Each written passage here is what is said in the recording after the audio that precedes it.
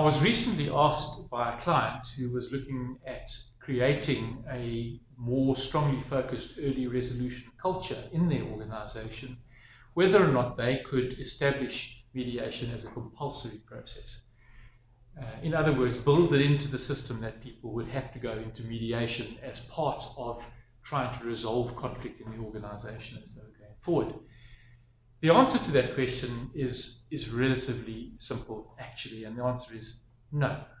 And there's a very good reason that the answer can't be yes.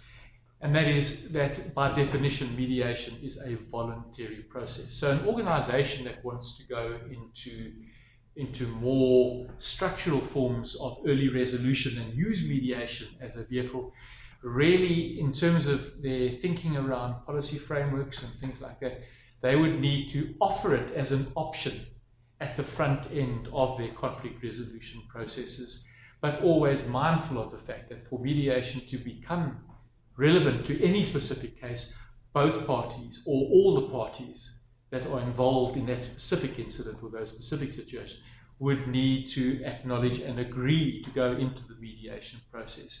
We understand that unless the parties themselves want and are willing to be part of it, that mediation as a concept does not exist and therefore cannot be a compulsory process per se in an organization. And we would advise clients that are looking at early resolution, which we strongly support, have a chat to us. We've got some really useful structures and functions that will assist to move the organizational culture towards early resolution, towards more human-based processes, but always mindful that the use of mediation as an option, as part of your